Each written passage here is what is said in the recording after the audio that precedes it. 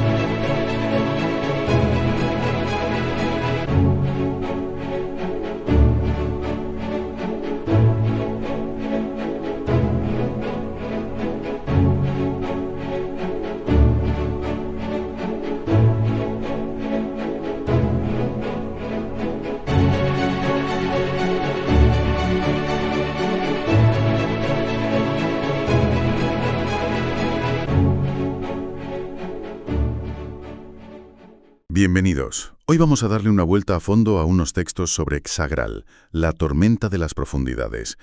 Y vaya personaje tenemos aquí. Un devorador de mentes, estos seres psíquicos superfríos, controladores, que es a la vez un bárbaro berserker. O sea, furia pura y hachazos. Suena imposible, ¿verdad? Pues a ver, vamos a desgranar esto que cuentan las notas.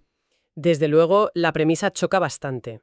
Los devoradores de mentes, para quien no los tenga muy frescos, son como la cumbre del control mental, de la estrategia fría. Sí. Viven para dominar psíquicamente, absorber cerebros y todo dentro de una mente colmena muy jerárquica, ¿sabes? El orden absoluto. Eso es, un orden absoluto, aunque sea uno, pues bastante aterrador, la verdad. Y entonces llega Xagral y es, bueno, todo lo contrario. Clase bárbaro, camino del berserker. La antítesis total. Impulso puro. Combate físico brutal, y además odia todo lo que sea arcano o psíquico. El material incluso menciona algo de fuego, una subclase o algo así. Sí, algo relacionado con el fuego y resistencia a llamas. Imaginar a uno de estos seres tan cerebrales, ¿no? Rugiendo y lanzándose a la carga. Es que rompe todos los esquemas. Y esa ruptura se ve hasta en su físico. Hay que olvidar la imagen típica del devorador estándar. Grisáceo, escuchimizado. Nada que ver. Nada que ver. Xagral es más corpulento. Tiene la piel púrpura oscuro, como roca volcánica, endurecida. Los tentáculos, marcados con cicatrices rituales, tatuajes tribales hechos con sangre de dragón. Vaya detalle. Y los ojos, no son esos orbes negros vacíos, son pozos ardientes, de furia rojiza. Es como si su propio cuerpo, digamos, se negara a ser lo que se suponía que debía ser. Es una negación viviente forjada en el caos. Ahí está una de las claves que recorre todo el material, me parece. Ese desafío constante a su propia esencia, a lo que le dicen que tiene que ser. Totalmente. ¿Y de dónde sale esta? Bueno, esta anomalía. Hay una cita suya que es muy, muy potente. Dice: «No me hicieron para sentir, me criaron para consumir, controlar. Pero aquel día no devoré solo un cerebro, devoré una llama, y la llama gritó dentro de mí». Uf, esa cita es clave. Nos lleva directamente a su nacimiento, por así decirlo, en la colonia Kizamtez. Ajá. El proceso estándar de los devoradores. Larvas que cultivan en piscinas siónicas, las alimentan con residuos mentales de esclavos, seleccionan según el potencial psíquico. ¿El procedimiento habitual? Sí. A Xagral lo implantaron en un guerrero humanoide especialmente resistente. 7 días de ceremorfosis y emerge el joven devorador. Pero ya desde el principio, algo no encajaba del todo. Su mente vibraba diferente, ¿sabes? Fuera de la sinfonía de la colmena. ¿Y la llama que mencionan en la cita? ¿Qué fue eso? Ese fue el punto de inflexión, su primera alimentación consciente. Le tocó el cerebro de un bárbaro de fuego prisionero, uno que además tenía una resistencia psíquica bastante notable. Ah, mira tú. Y al consumirlo, Xagral no solo cogió datos o recuerdos, fue como una explosión emocional. Sintió por primera vez ira pura, un deseo de venganza tremendo, un anhelo de libertad. ¡Ostras! La esencia indómita de ese bárbaro, su linaje elemental, se fusionó con él, y sus conexiones telepáticas con la colmena colapsaron, saltaron por los aires. O sea que no fue una simple comida, fue casi una, ¿cómo decirlo?, ¿Una infección de voluntad? Una transfusión de identidad. Algo así, sí. Una reescritura de su código base, digamos. Y la primera manifestación fue física. Gritó. Gritó. Un devorador. Un rugido de verdad físico, visceral. Algo aberrante para su especie. Sintió su cuerpo, su carne, por primera vez. Una revelación violenta, brutal. Madre mía. Intentó fingir durante unas semanas, ¿sabes? Mantener las apariencias. Pero la llama interior, la rabia, crecía.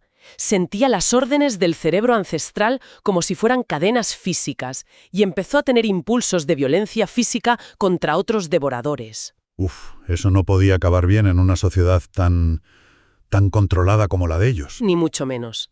Un devorador de los nobles, un tal Zagdul, notó esa disonancia, esa cosa rara en él, y decidió que había que eliminarlo. Lo convocó para una supuesta corrección mental. Ya me imagino la corrección. Pues Salgral se presentó pero con un hacha que había robado. Y lo destrozó en combate cuerpo a cuerpo, sin usar nada de psiónica. Su primer grito de batalla de verdad sembró el pánico en la colmena. El primer acto de violencia física abierta contra los suyos. Eso tuvo que ser un punto de no retorno absoluto, ¿no? Totalmente. Marcó el fin de cualquier posibilidad de encajar. Huyó, malherido por túneles secretos, matando a todo lo que se le ponía por delante, a base de fuerza bruta. A lo bestia. Sí. Y acabó saltando a un abismo. Parecía el fin, pero sobrevivió de milagro. Emergió en una región subterránea muy extraña, hecha de cristal volcánico, habitada por orcos rojos. Orcos rojos, ¿y qué pasó ahí? Más problemas, supongo. Bueno, al principio sí, lo capturaron. La intención era cocinarlo, de hecho. Vaya panorama. Pero su furia berserker volvió a salvarle. Se liberó de una forma tan brutal que dejó a los orcos flipando. Me lo imagino. Tanto que su chamana, una tal Krasa, vio algo más en él. No vio solo un monstruo, vio una fuerza elemental desatada. Y lo proclamó avatar de la tormenta de sangre. Vaya giro de guión. De acabar en la cazuela a ser un avatar. Sí. Y bajo la tutela de Krasa, Sakral aprendió a canalizar esa ira que sentía. Abrazó el camino del berserker ya en serio, entrenó su cuerpo hasta límites insospechados, descubrió incluso una especie de meditación de batalla. ¿Meditación de batalla suena contradictorio? Pues sí, pero la idea era, cuanta más furia desatada, más control contenido podía ejercer sobre ella. No era solo caos. Y al despedirlo, Krasa dijo algo muy revelador. No es un avatar, es un dios caído, uno que eligió romper su cadena. Un dios caído. Fue como su segundo nacimiento, la destrucción total y definitiva de su identidad como devorador de mentes. Un dios caído que elige romper su cadena. ¡Qué imagen más potente! ¿Y con esa nueva identidad forjada en fuego y furia, qué hizo? Supongo que esconderse no iba con él. Para nada. Su existencia se convirtió en una cruzada personal contra el control mental. Hay otra cita suya que lo dice claro. Si el control nace del pensamiento, entonces destruiré todo pensamiento que esclavice. Directo al grano. Y eso lo llevó directo a Tal Ruxan. Tal Ruxan. Suena importante. ¿Otro nido de devoradores o algo peor? Peor, mucho peor. Era una ciudad-fortaleza construida, ojo al dato, en las fauces fosilizadas de un dios prehistórico llamado Drum-Ragal, el Silente. En las fauces de un dios. Madre mía. Y estaba habitada por una alianza bastante chunga. Enanos tecnócratas y drow oscuros. Usaban tecnología rúnica muy avanzada para amplificar las energías psiónicas residuales del dios muerto. ¿Y para qué? Para crear una red mental a escala planetaria. Su objetivo era esclavizar todo el infrarreal, una auténtica abominación tecnológica y psíquica. El objetivo perfecto para Shagral, claro. Una afrenta personal directa a su libertad recién encontrada. ¿Y cómo fue el asalto? Me lo imagino entrando como una bestia parda. Literalmente. Su aullido primordial, al llegar, destrozó la mente de los primeros centinelas. Ni siquiera llegó a tocarlos. Luego arrancó una torre de vigilancia entera y la usó como proyectil para reventar unas barreras de energía psíquica. Una torre. Vaya animal. Los defensores intentaron lo típico: controlarlo mentalmente, atacarlo con ondas psíquicas. Pero claro, con Chagral eso ya sabíamos que no funcionaba, ¿no? Puro caos, furia impredecible. No es que tuviera una defensa psíquica al uso, ¿entiendes? Es que su mente, si se le puede llamar así, era tan ajena a la lógica controladora que los ataques, pues, no encontraban dónde agarrarse. Era como intentar atrapar humo con pinzas. Justo eso. Imposible. Fascinante. O sea, su propia naturaleza rota era su mejor defensa. ¿Y qué pasó en el corazón de tal Ruxan? Pues llegó al núcleo cerebral.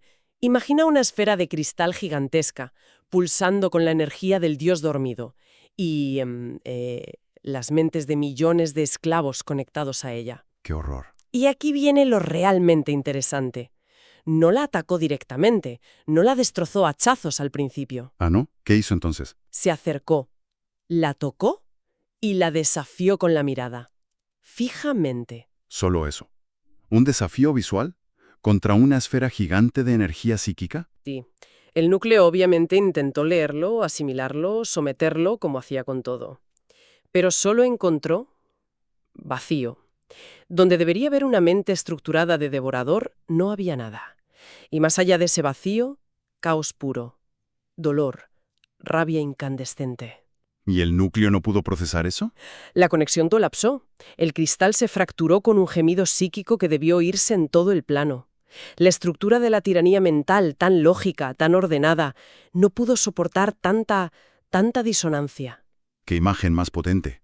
La lógica del control absoluto rota por la pura fuerza del caos emocional. Impresionante. Y de esos fragmentos del núcleo roto, usando instintivamente las llamas psíquicas residuales de Dunragal que quedaban flotando, Zagral forjó su primera arma icónica: la lengua de Tarizdun. La lengua de Tarizdun. Un hombre que impone bastante, sí. ¿Qué tenía de especial esa hacha? Pues será un hacha de guerra viviente. Hoja negra, dentada, que dicen que susurra constantemente en la lengua del caos. ¿Viviente? Sí. Se alimenta de las almas de los enemigos que derrota, y se hace más fuerte cuanto más furioso está Zagral. Y su habilidad clave, lo más interesante: si alguien intenta controlar mentalmente a Zagral, El hacha reacciona. el hacha grita psíquicamente. Un chillido mental que anula el hechizo o el ataque, y además puede aturdir al lanzador. Es como una extensión física de su propia rebelión contra el control. Increíble. Un arma que es en sí misma un grito de guerra constante. Brutal. ¿Y cómo reaccionó el establishment devorador ante esto? Supongo que la cosa se puso muy seria para ellos. Muy seria. Su leyenda crecía como la espuma, y con ella la obsesión de los devoradores por eliminarlo. Se dieron cuenta de que era una amenaza existencial. Así que se aliaron con un culto de elfos malvados, hechizaros, el llamado culto del devorador. Elfos malvados, vaya mezcla. Sí. Y su objetivo no era matarlo directamente, sino atraparlo. Le tendieron una trampa muy elaborada en un lugar llamado el Corazón de Sombras, usando como cebo un supuesto bastión secreto de devoradores. ¿Y Chagral cayó en la trampa? Sí, cayó. Llegó allí esperando una batalla campal, y la hubo. Una masacre. Pero al final, los elfos consiguieron usar un artefacto muy poderoso: el sello de estasis. Sello de estasis. Lo encerraron en un cubo de cristal inmaterial fuera del tiempo normal y lo desterraron al pozo del olvido. Un plano de existencia donde no hay tiempo, ni estímulos, ni nada. Diseñado específicamente para disolver la conciencia poco a poco. 100 años pasó allí, dicen las notas. 100 años en la nada absoluta. Eso debería haber acabado con cualquiera. Con su mente, con su furia, con todo. Pero con Zagral intuyo que no fue así. Eso pensaban los elfos, claro.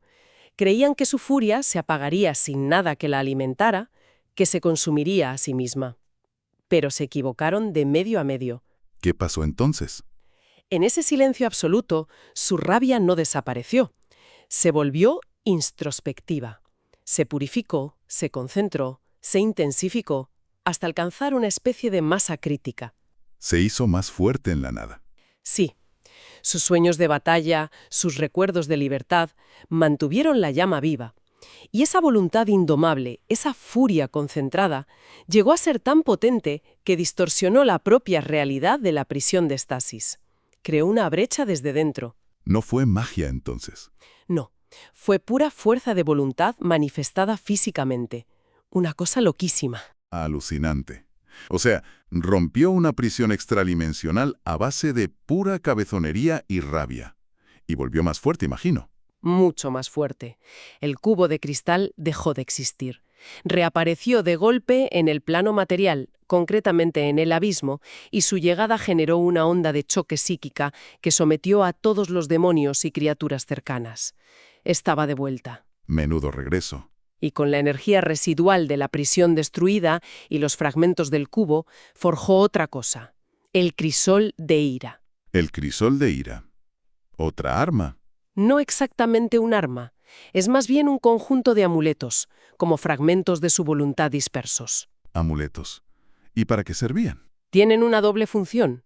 Primero, convierten parte del daño que recibe el portador en poder de ataque adicional. O sea, cuanto más te pegan, más fuerte pegas tú. Interesante. ¿Y la segunda? Si intentan controlar mentalmente al portador, los amuletos emiten una explosión psíquica protectora. Lo libera del control y además potencia a los aliados cercanos con un aura de resistencia mental. Son como chispas de su propia resistencia repartidas por el mundo. Vale. Ha escapado, es más poderoso, tiene armas y artefactos nuevos forjados de sus propias victorias y sufrimientos. ¿Podemos decir ya fin de la historia? Casi, pero aún no. Quedaba un último viaje importante. Sintió la necesidad de volver a su origen, a la colonia Examtez, la cuna sin nombre. Volver a casa. Por nostalgia. No me pega mucho. No era nostalgia, era para confrontar su pasado de una vez por todas. Hay otra cita clave aquí. La verdadera fuerza no reside en destruir a tus enemigos, sino en enfrentar los demonios que llevas dentro. El más grande de ellos es lo que fuiste. Enfrentar lo que fuiste. Uf, eso suena a batalla interna jodida. Y lo fue, vaya si lo fue. Regresó en silencio. En la cámara de incubación donde nació, encontró el caparazón vacío de su huésped original, el bárbaro de fuego, conservado en una estasis deteriorada. Qué tétrico. Y dentro de ese caparazón, flotando, una proyección psíquica de sí mismo. O mejor dicho, de lo que debería haber sido. Un devorador perfecto, frío, calculador, totalmente integrado en la colmena. El fantasma de su pasado, literalmente. Su yo ideal según los estándares devoradores. ¿Y cómo fue ese enfrentamiento? Me imagino que no fue a hachazos. No, fue totalmente mental, interno. La proyección lo atacó psíquicamente con juicios, con desprecio, con la lógica fría de la colmena. Le mostró visiones de lo que había perdido, el poder psíquico puro, el control, la pertenencia al gran pensamiento. Intentó sembrar duda, culpa. Le susurraba mentalmente cosas como «vuelve a casa», «renuncia a este caos inútil». Durísimo. Intentando que se arrepintiera de ser él mismo. ¿Cómo respondió Chagral? Pues no contraatacó con lógica, ni intentó razonar con la proyección. Simplemente respondió con la verdad de su propia existencia, con la verdad de su furia, de sus elecciones, de su camino. Abrazó su pasado oscuro, sus cicatrices, su rebelión. Aceptó la oscuridad de su origen y la violencia de su presente. Se aceptó a sí mismo, con todo. Exacto. Y la proyección, que estaba basada precisamente en la negación de lo que Chagral era ahora, en la idea de que debía ser otra cosa, no pudo soportar esa verdad tan cruda, tan real, y se disolvió. Fue una victoria aplastante de la autoaceptación sobre la imposición. Qué potente. Aceptar tu oscuridad para vencerla definitivamente. Y de ahí imagino que salió otro objeto simbólico, ¿no? Siguiendo la pauta. Exacto. Con los huesos del caparazón del huésped y la energía psíquica residual de la proyección disuelta, Chagral forjó su armadura, el caparazón vacío. El caparazón vacío, bonito nombre. ¿Y qué hacía esta armadura, aparte de molar seguramente? Pues estaba hecha de esos restos óseos y cristal psíquico solidificado. Otorgaba una resistencia brutal al daño psíquico y le permitía sentir auras psíquicas, o sea, detectar devoradores y otros seres psiónicos a distancia. Muy útil para su cruzada. Y tenía una habilidad única: retribución de voluntad. Almacenaba la energía de los ataques mentales que recibía y podía liberarla de golpe en una explosión psíquica tremenda, especialmente dañina para seres psiónicos cercanos. La venganza de la mente liberada hecha armadura. Un símbolo perfecto de su victoria interna. Totalmente. Con esto ya parece realmente imparable. Se convirtió en una especie de líder rebelde para otros. En un símbolo más que en un líder al uso. Inspiró a muchísimos oprimidos del infrarreal, gnomos de las profundidades, duendes, elfos oscuros renegados, incluso algunos humanos y otros seres esclavizados por los devoradores o tiranos similares. La esperanza de los sin mente.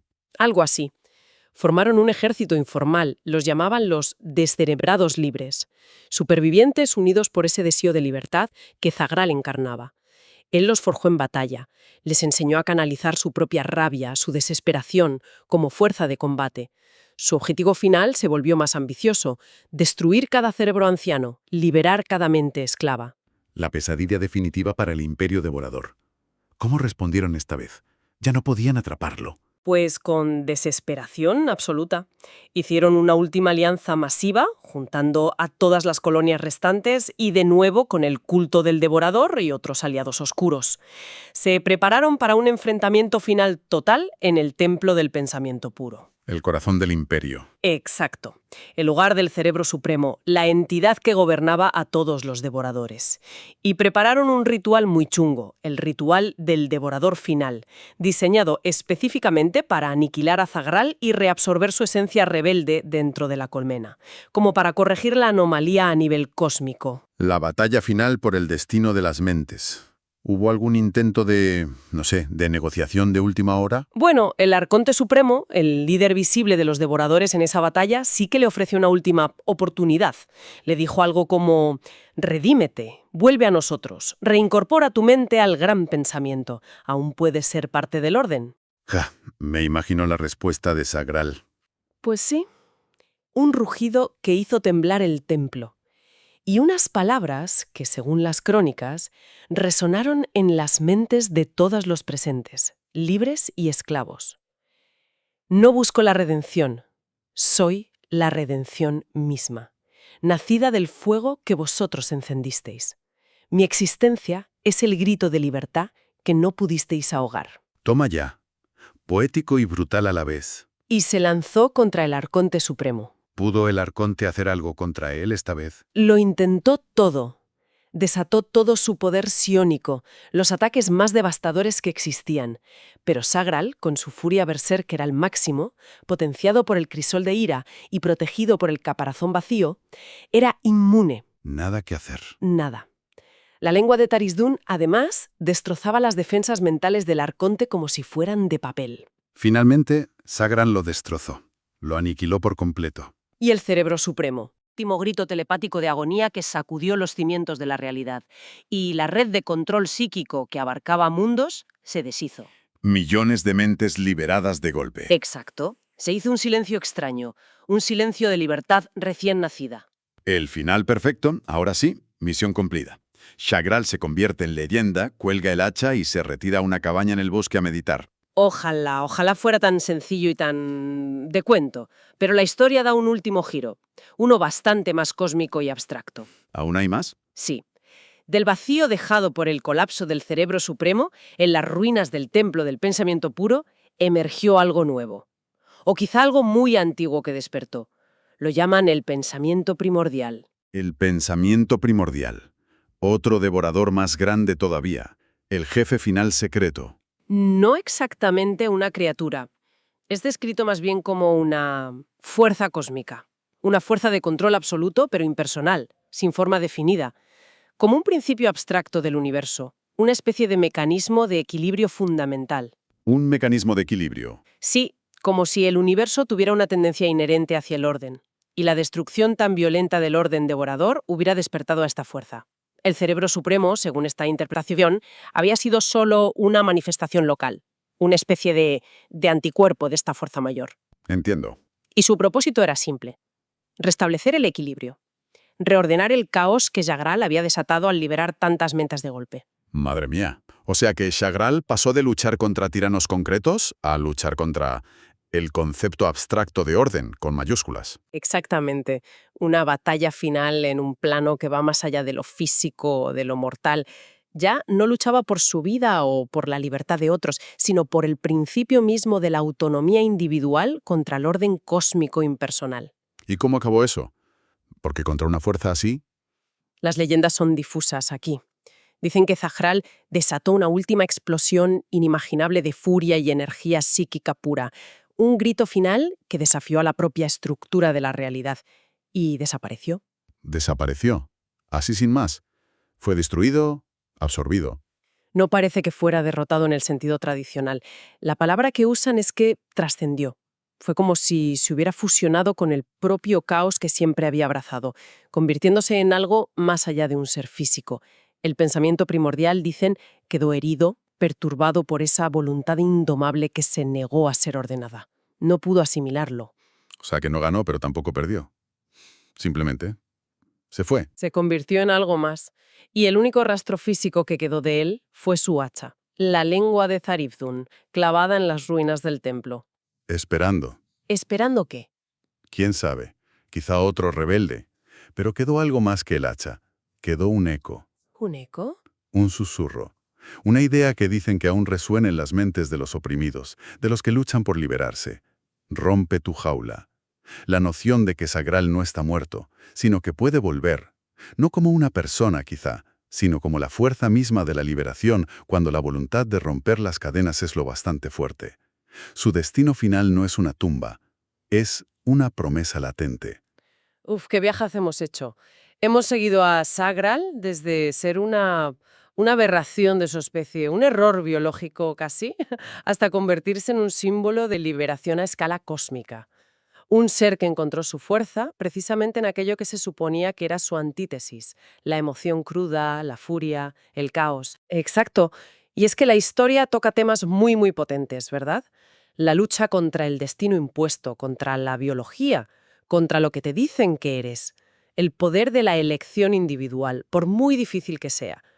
La necesidad de confrontar tus propios orígenes, incluso los más oscuros, para poder superarlos. Sí, la confrontación con el pasado es clave en su historia. Totalmente. Y lo que me parece fascinante es cómo la narrativa utiliza la furia, que normalmente vemos como algo puramente destructivo y negativo, como una herramienta de liberación, de autoafirmación, de forja de identidad.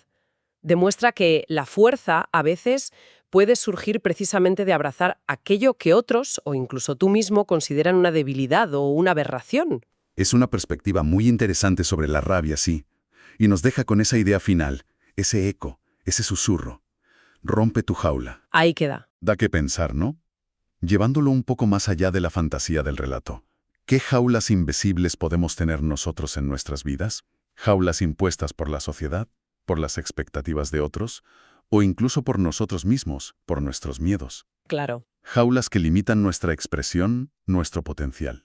Y siguiendo la metáfora de Sagral, ¿qué tormenta interna, qué tipo de fuerza o decisión radical haría falta para romperlas? Buena pregunta. Pues ahí queda eso para reflexionar. Ha sido fascinante explorar la historia de Sagral. Desde luego. Un personaje complejo y lleno de matices.